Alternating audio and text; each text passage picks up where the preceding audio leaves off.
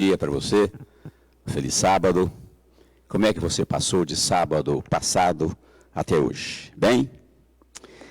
Eu acho que 100% bem ninguém poderia estar, não é?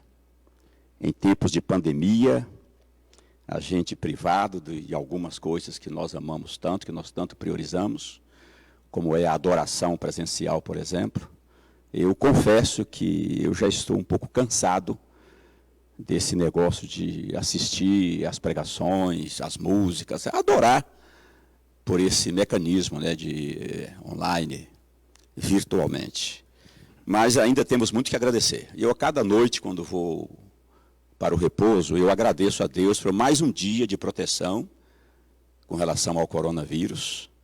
E por que não agradecer a Deus, porque temos ainda essa tecnologia tão avançada que nos permite adorarmos em nossa casa, não como se estivéssemos na igreja, mas seria muito pior se não tivéssemos esses meios, por meio dos quais a gente pode chegar até a sua casa, falar com você, comunicar com você, orar por você. Então, a gente, mesmo em meio a essa situação tão adversa, tão terrível, eu acho que nós temos muitos e muitos motivos para agradecer. Razão pela qual eu convido você agora a inclinar a sua fronte, fechar os seus olhos, e em atitude de reverência, vamos não só agradecer a Deus pelas bênçãos, como também pedir a orientação dEle e a inspiração que só Ele pode dar para o estudo da sua palavra. A palavra de Deus, ela é tão misteriosa, por assim dizer, ela é tão profunda e ela é tão poderosa que somente o mesmo Espírito que inspirou aqueles que a escreveram pode nos inspirar e nos iluminar para que possamos compreendê-la. E é isso que nós vamos fazer agora. Vamos então orar ao Senhor. Querido Deus e nosso Pai que estás nos céus, mas está aqui também conosco e está também em nós, porque nós somos o templo da habitação do Espírito Santo. Nós vamos, nesse momento, participar daquela hora mais solene da adoração, que é quando a Tua palavra será exposta. E nós pedimos a unção do Espírito Santo, não só para quem vai falar, como diria o saudoso pastor Farabi, para o velho pregador, mas também para aqueles que estão do outro lado, nos assistindo por meio dessa tecnologia. Que o Senhor possa nos abençoar e abençoar cada um onde estiver, para que a Tua graça possa alcançá-los onde quer que eles estejam e na condição que se encontram também. Fica conosco e dá-nos a Tua direção, a inspiração e a iluminação que precisamos para esse momento. É o que nós oramos, agradecidos, em nome de Jesus. Amém. Muito bem, o texto para a nossa reflexão de hoje está no Evangelho de Mateus, no capítulo 10, a partir do verso 25. E você que esteve conosco na live de sábado passado vai lembrar do que nós falamos sobre os dois jugos, o jugo dos rabinos e o jugo de Jesus.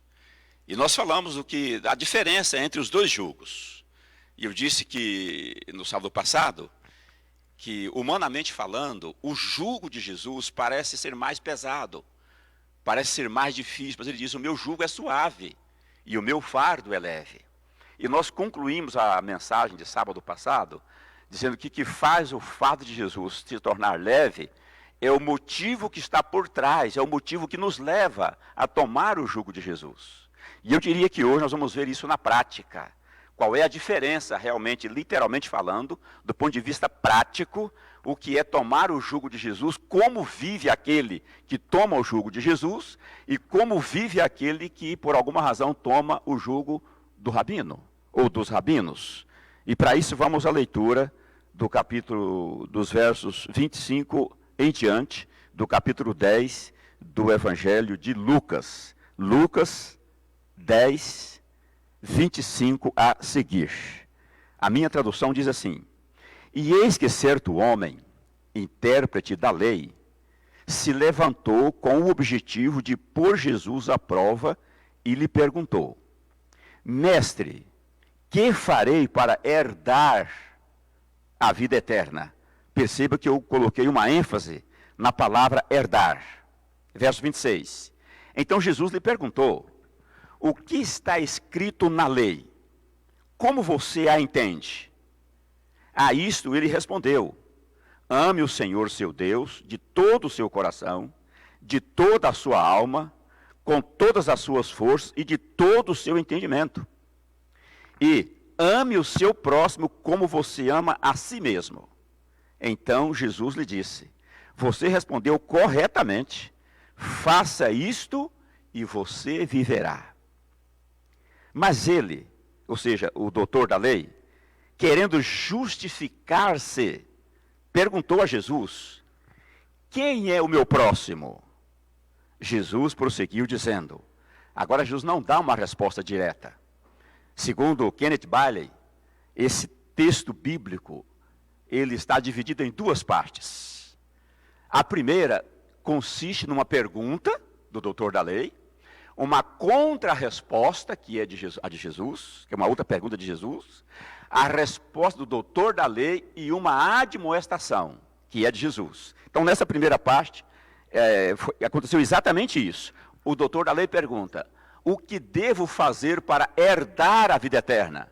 Jesus apresenta uma contra-pergunta: o que você tem lido na lei? Como você entende? E então vem a resposta: amarás o Senhor de todo o coração, etc. E o próximo como a ti mesmo. Aí vem a admoestação: faça isto, Jesus disse, e você viverá. Agora vem a segunda parte, vem mais uma pergunta: quem é o meu próximo? Antes da contra-pergunta, por assim dizer, Jesus como que abre um parêntese no diálogo e conta uma história. E é essa história que nós vamos ler agora, a partir do verso 30. No finalzinho, na última linha do verso 29, está: quem é o meu próximo? A partir do verso 30 está a história. Jesus prosseguiu dizendo: um homem descia de Jerusalém para Jericó e caiu nas mãos de alguns ladrões. Estes, depois de lhe tirar a roupa e lhe causar muitos ferimentos, retiraram-se, deixando-o semi-morto. Por casualidade, um sacerdote estava descendo por aquele mesmo caminho e, vendo aquele homem, passou de largo. De igual modo, um levita descia por aquele lugar e, vendo-o, passou de largo. Certo samaritano, continuou Jesus, que seguia o seu caminho, passou perto do homem e, vendo-o, compadeceu-se dele. E, aproximando-se, fez curativos nos ferimentos dele, aplicando-lhes óleo e vinho. Depois, colocou aquele homem sobre o seu próprio animal, levou-o para uma hospedaria e tratou dele. No dia seguinte, separou 2 denários e os entregou ao hospedeiro, dizendo: cuide deste homem, e se você gastar algo mais, farei o reembolso quando eu voltar. Aí Jesus termina a história e vem então agora a contra-pergunta. Então Jesus perguntou: qual destes 3 lhe parece ter sido o próximo do homem que caiu nas mãos dos ladrões? E aí vem a resposta do doutor da lei. O intérprete da lei respondeu: o que usou de misericórdia para com ele. E aí agora vem mais uma admoestação, Jesus dizendo: então Jesus lhe disse: vá e faça o mesmo. Eu não sei se tem acontecido ou se já aconteceu com você o que aconteceu comigo em relação a esse texto bíblico. Por algumas, não vou dizer por algumas décadas, mas por alguns anos, eu li esse texto bíblico e eu não conseguia entendê-lo como eu o entendo hoje. Porque na minha mente, e a gente às vezes lê o texto bíblico meio que apressadamente, a gente às vezes não presta atenção naquilo que está nas entrelinhas, nos detalhes do texto bíblico, não é verdade? Eu sempre entendi, ao ler esse texto bíblico, que o próximo é aquele que precisa de mim, que o meu próximo é o necessitado, que o meu próximo é a quem eu devo ajudar. Esse é o meu próximo. Mas a palavra me ensina algo diferente, você vai perceber isso. E o dia que essa minha ficha caiu, eu fiquei boquiaberto. Mas como que Jesus poderia usar uma didática tão refinada, tão interessante, para ensinar-nos a respeito da teologia do jugo de Jesus e do jugo do rabino, ou do jugo dos rabinos? Então, o doutor, aí vamos voltar aqui ao início da história. Olha como vivem aqueles que estão sob o jugo do rabino, que na verdade é sob o jugo da lei, porque eu disse no sábado passado que o jugo do rabino era o conjunto de normas interpretativas da lei de Moisés, que é a Torá, ou os 5 primeiros livros da Bíblia. Então, cada rabino tinha a sua interpretação particular, peculiar, da lei de Moisés. E essa interpretação, essa forma de interpretar a lei de Moisés, era chamado jugo do rabino. Então, cada rabino tinha o seu jugo, porque ele tinha a sua maneira de interpretar a lei de Moisés. Aí Jesus aparece e diz: eu também sou um rabino, e eu disse isso sábado passado, eu também sou um rabino, eu também sou um mestre, eu também quero recrutar discípulos, e eu também quero pessoas que sigam o meu exemplo. Então, ao invés de vocês continuarem carregando sob o jugo do rabino, tomem sobre vocês o meu jugo, porque ele é suave, e o meu fardo é leve, e vocês vão encontrar descanso para a alma. Aqui está o exemplo clássico. Aliás, esse aqui não apenas era alguém que vivia sob o jugo do rabino, mas ele era um mestre da lei, ele era um rabino, ele era alguém que tinha o seu próprio jugo, que ele colocava sobre os outros. E olha como ele aproxima do mestre dos mestres. Ele se aproxima com a pergunta: mestre, que farei para herdar a vida eterna? Olha, ao meu ver, a pergunta está errada. Ora, o que farei para herdar? Ora, se a vida eterna é uma herança, nada se pode fazer para obtê-la. A gente tem que ser filho do dono da riqueza para que a gente possa ser herdeiro. Então não há o que fazer. Imagina se houvesse alguma coisa que a gente pudesse fazer para ser herdeiro. Ora, eu ia tentar me tornar herdeiro de alguém que tem uma fortuna. É ou não é? Mas para ser herdeiro, você tem que ser, como eu mesmo disse. Não tem nada que se possa fazer para ser herdeiro. Então não há nada que se possa fazer para herdar a vida eterna. O indivíduo tem que ser. E ser o quê? A história que Jesus contou vai nos ensinar exatamente o que a gente tem que ser. Então, em função dessa pergunta do doutor da lei, Jesus não responde. Ele devolve uma outra pergunta, ele faz uma contra-pergunta. E ele pergunta: o que está escrito na lei? Jesus sabia com quem ele estava falando. E a prova que esses homens eram especialistas na lei é que ele apresenta o cerne, o âmago, o coração, o resumo da lei. Porque o próprio Jesus, lá em Mateus capítulo 22, verso 35, ele resumiu a lei. Jesus resumiu a lei nos 2 mandamentos. Quando alguém o perguntou qual é o grande mandamento da lei, ele disse: o primeiro mandamento é: amarás o Senhor teu Deus de todo o seu coração. E o segundo, semelhante a este, é: amarás o teu próximo como a ti mesmo. Nisto, disse Jesus, se resume toda a lei e os profetas. Então, esse doutor, por Jesus disse: olha, você respondeu corretamente. Quando o doutor da lei responde que a lei ensinava que o que se devia fazer para herdar a vida eterna, se é que havia algo a fazer, era exatamente isso aqui: amar a Deus sobre todas as coisas e ao próximo como a si mesmo.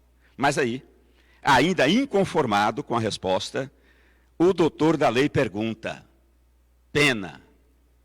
E eu sempre falo que uma pergunta bem feita, ela já produz 50% da resposta. Mas uma pergunta mal feita, talvez nem seja possível encontrar a resposta para uma pergunta mal feita. E novamente aqui ele faz uma pergunta não muito inteligente: quem é o meu próximo? Ele pergunta. E aí Jesus, ao invés de fornecer uma lista de quem seria próximos daquele homem, ele conta uma história. Porque se Jesus tivesse dado uma lista, era isso que ele queria, de quem seria o próximo. Ora, para mim, incluir alguém como próximo, eu teria que automaticamente excluir outros.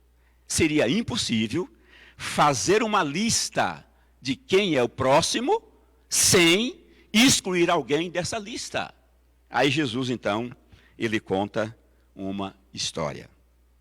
E a história, segundo os estudiosos, envolve um líder religioso, que era o sacerdote, envolve, eu diria assim, um assessor ou um assistente desse líder religioso, que era o levita, envolve um samaritano e envolve a própria vítima que caiu nas mãos dos salteadores. Então Jesus conta a famosa e bem conhecida história do bom samaritano. E ele começa com aquele homem que estava naquela estrada, segundo os estudiosos, é uma estrada de cerca de 27, 29 quilômetros, de Jerusalém a Jericó, mas que nesse pequeno período ela desce cerca de 900 metros. Então é realmente uma estrada muito íngreme e, consequentemente, muito perigosa. E esse homem, então, esse infeliz, ele é vítima de alguns ladrões. Segundo os estudiosos, todos que a gente consulta, eles entendem que esse infeliz que caiu nas mãos dos salteadores era um judeu. E ele ficou numa situação que ele não conseguia nem falar. Como diz o próprio texto, Jesus disse, olha, os salteadores o deixaram semi-morto, ou meio morto. Então ele estava completamente inconsciente e, além do que, banhado de sangue, e sem a mínima condição de reconhecer quem poderia se aproximar dele e de pedir qualquer tipo de ajuda. Era um indivíduo que estava ali numa condição que não podia sequer pedir que alguém o ajudasse. A situação desse cavalheiro, ela ilustra muito bem a nossa situação como pecadores. A situação do pecador, ou a situação do ser humano, quando caiu em pecado, tornou-se algo que ele não podia sequer pedir ajuda. Ele não tinha nem consciência da situação em que ele havia mergulhado. Então, esse homem aqui, ele ilustra exatamente a nossa condição como pecadores. E aí, casualmente, diz a Bíblia, que descia por aquele caminho um sacerdote. Estava vindo de Jerusalém. Segundo os historiadores, a maioria dos sacerdotes moravam em Jericó. Eles prestavam serviço 2 semanas por ano, então eles iam para Jerusalém, ficavam lá as suas 2 semanas de plantão, prestavam seu serviço e voltavam para a sua residência em Jericó. Então, provavelmente, esse sacerdote estava vindo do cumprimento do seu dever. E, de repente, ele se depara com aquele homem, aquele moribundo que está ali, inerte, inconsciente, todo ensanguentado. Ele presume que ele pudesse estar morto, e ele não poderia aproximar a certa distância de um cadáver, porque ele seria cerimonialmente contaminado. Então ele passa de largo. Ninguém está vendo, ele está sozinho, mas Deus está vendo. E aí, meu irmão, meu amigo que me ouve, eu quero chamar a sua atenção para um detalhe. Muitas vezes, a minha e a sua religião, ela serve para nós como máscara, para não ajudar esse ou aquele. Por exemplo, nós que somos adventistas e procuramos santificar o sábado, de repente, a gente pode se valer desse subterfúgio para não ajudar alguém no dia de sábado, para não comprar algo, alimento para alguém, para não ajudar o necessitado no dia de sábado, sob o disfarce de que eu sou adventista do 7º dia, e eu santifico o sábado, e eu não posso fazer esse tipo de atividade no sábado, porque estaria... Então, é usar a religião como um disfarce, como uma máscara, para não ajudar aquele que precisa de nós. Depois do sacerdote vem então o levita, que certamente tinha cumprido também as suas obrigações no templo. Ele provavelmente aproximou-se um pouco mais daquele moço. Mas olhando a situação, bom, não sou médico, não sou enfermeiro, não posso fazer nada. Seguiu o seu caminho. Para a sorte daquele infeliz, disse Jesus, um certo samaritano, que seguia o seu caminho, passou perto do homem, estou lendo o verso 33, e vendo-o, compadeceu-se dele. Eu não tenho tempo aqui para me deter no significado dessa palavra, compadecer ou compaixão. E aproximando-se, fez curativos nos ferimentos dele, aplicando-lhes óleo e vinho. Depois colocou aquele homem sobre o seu próprio animal, levou-o para uma hospedaria e tratou dele. No dia seguinte, separou 2 denários e os entregou ao hospedeiro, dizendo: cuida deste homem, e se você gastar algo mais, farei o reembolso quando eu voltar. Depois de contar essa história, Jesus então pergunta: qual destes 3, sacerdote, levita e samaritano, qual destes 3, disse Jesus, parece ter sido o próximo do homem que caiu nas mãos dos salteadores? O intérprete da lei respondeu: veja, na nossa lógica, na nossa leitura superficial, a pergunta seria: o próximo, ou melhor, a resposta seria: o próximo teria sido o infeliz que recebeu a ajuda. Mas Jesus responde o seguinte, aí o intérprete da lei responde a pergunta de Jesus dizendo: o que usou de misericórdia para com ele. Então, na ótica de Jesus, para quem toma o jugo de Jesus, o próximo não é aquele que recebe a ação, é aquele que pratica a ação. Na linguagem de Jesus, eu posso virar para cá agora um pouquinho? Legal, né? É em homenagem ao pastor Pereira, que tem agora esse novo recurso aqui, ou como é que é? Agora eu não sei que hora eu olho para qual. Eu vou ficar aqui na minha, tá bom? Aí eu sei se viram aí, beleza? Já que eu abri um parêntese, eu estou notando que o meu genro deixou de me amar. Eu pedi assim, quase que chorando, que ele me arrumasse água. Eu já estou aqui que eu não consigo falar de secura. A gente vai ficando velho e vai ficando desidratado por natureza, entendeu? Vocês sabem, os velhos me entendem melhor do que os novos. E aí você não consegue falar muito tempo sem umedecer as cordas vocais.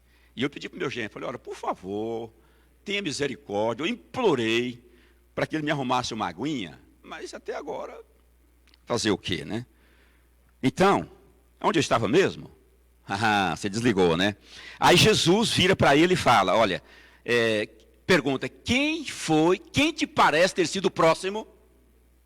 Aquele que usou de misericórdia para com o moribundo. Então Jesus disse: vá e faça o mesmo. A gente perde muito, nós que vivemos numa cultura ocidental, século 21, nós perdemos muito, mas muito, da beleza dessa mensagem de Jesus. Sabe isso por quê? Porque para nós, a palavra samaritano soa muito bem. Sabe por quê? Porque essa palavra samaritano tornou símbolo do benfeitor. Eu, por exemplo, conheço alguns hospitais, em algumas cidades, lá em Rio Verde, por exemplo, no estado de Goiás, tem um hospital chamado Hospital O Bom Samaritano. Então, a palavra samaritano, hoje, na nossa cultura, no nosso contexto, tornou-se sinônimo de um benfeitor, de alguém que se desprende para ajudar uma outra pessoa. Porém, nos dias de Jesus, a palavra samaritana, especialmente aos ouvidos de um judeu, soava como um tipo de ofensa. Tanto é verdade que, embora Jesus tenha dito no verso 33, certo samaritano, para designar aquele personagem da história, na resposta do doutor da lei, ele evita cuidadosamente pronunciar a palavra samaritano. Quando Jesus pergunta quem lhe pareceu ser o próximo, ele fala: o que usou, porque não disse o samaritano, seria muito mais fácil, mas ele dá uma resposta longa e mais complicada: o que usou de misericórdia para com ele, porque ele evita cuidadosamente pronunciar a palavra samaritano. Obrigado, Júnior, porque para o judeu, o samaritano era um proscrito, era um marginalizado, era um imundo, era equiparado às prostitutas, era equiparado aos piores, os párias da sociedade. Tanto é verdade que nas cortes israelitas, o testemunho, o depoimento de um samaritano não tinha nenhum valor. Ele era desacreditado, não era gente, por assim dizer, e não merecia qualquer tipo de consideração. E por incrível que pareça, se o homem da história que caiu nas mãos dos salteadores, era de fato um judeu, como todos os comentaristas presumem, então ele recebera a ajuda de alguém que ele rejeitaria a ajuda se ele tivesse consciente. O ódio, a repugnação que o judeu tinha do samaritano era tanta que se esse judeu tivesse minimamente em consciência e soubesse que aquele que lhe prestaria ajuda era um samaritano, ele diria: me deixe morrer, mas por favor não me toque, porque para o judeu ser tocado por um samaritano era tornar-se imundo, e se ele morresse, morreria sem a salvação. Justamente esse samaritano é que foi o próximo daquele que caiu nas mãos dos salteadores. E agora, depois da resposta do doutor da lei, quando Jesus pergunta quem lhe pareceu ser o próximo, o que usou de misericórdia para com ele. Então Jesus lhe disse: vá e faça o mesmo. Em outras palavras, vá e siga o exemplo do samaritano. Jesus, o que ele está ensinando? Ele inverte a pergunta. A pergunta inicial, quem é o meu próximo? Jesus a transforma numa outra pergunta: que tipo de próximo eu sou? Ou de quem eu sou o próximo? Repito, próximo não é aquele que recebe a ação. Próximo é aquele que pratica a ação. Na ótica de Jesus, próximo é aquele que pratica a ação. É o sujeito da ação e não o objeto da ação. É o próximo. E agora eu pergunto para você: que tipo de próximo você é? Que tipo de próximo eu sou? E eu fico imaginando a reação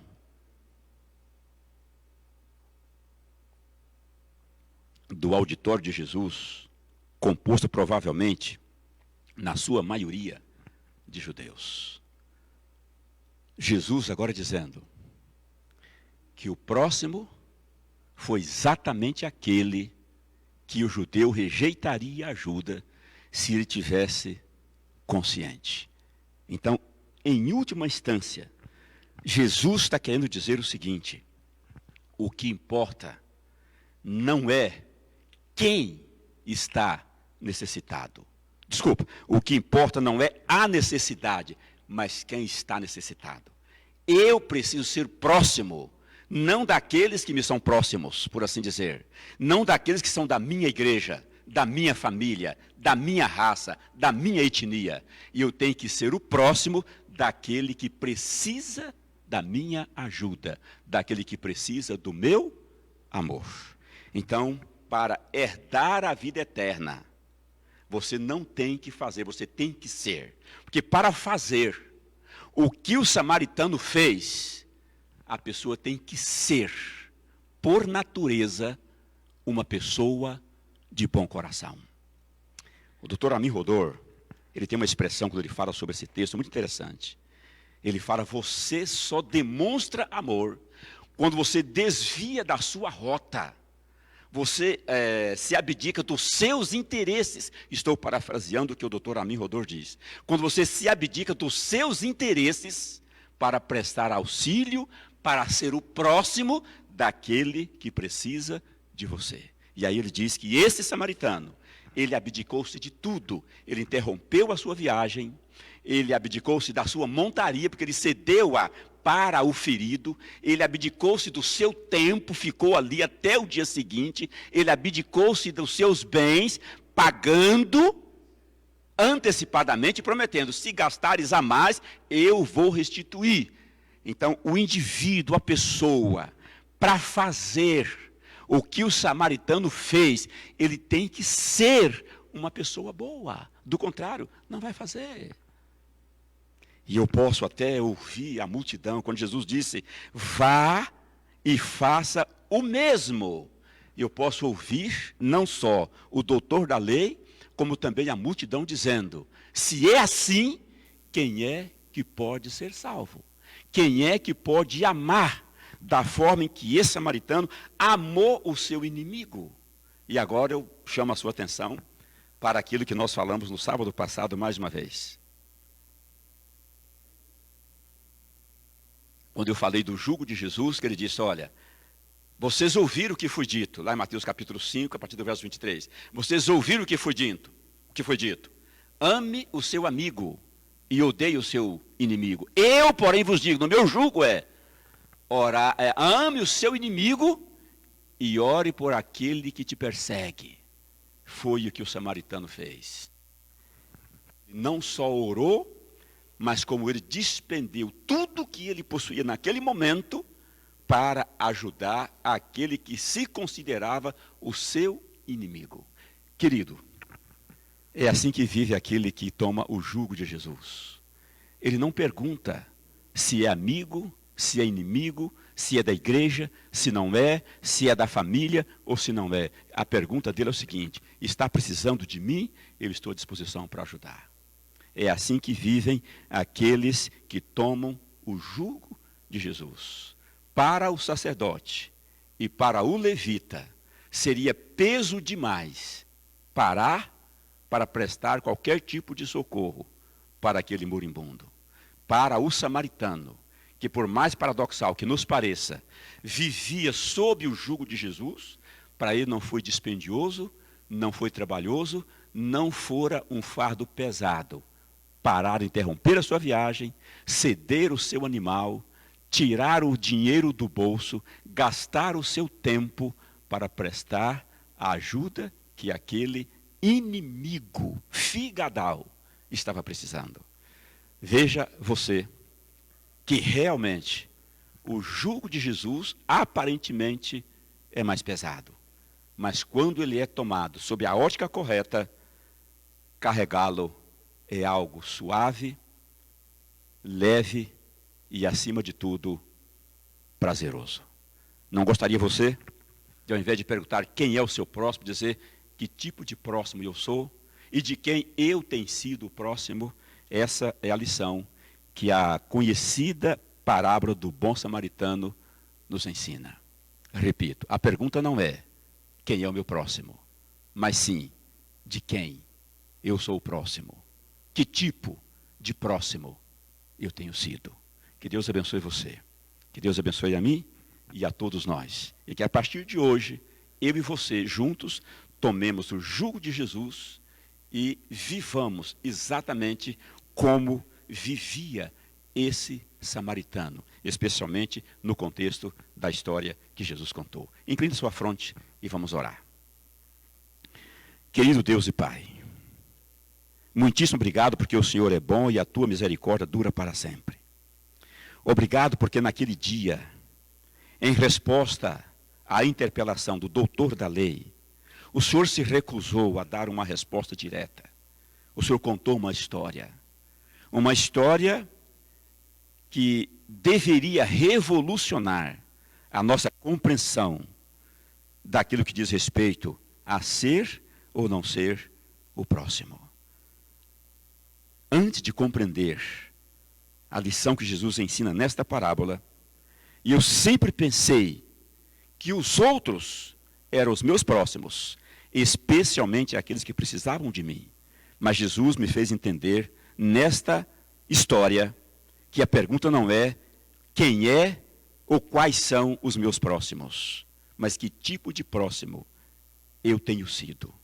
E que a tua graça, que se manifestou na cruz do Calvário, transforme a mim e a todas as pessoas que estão nos ouvindo agora e orando conosco em próximos de tantos quantos precisarem de nós.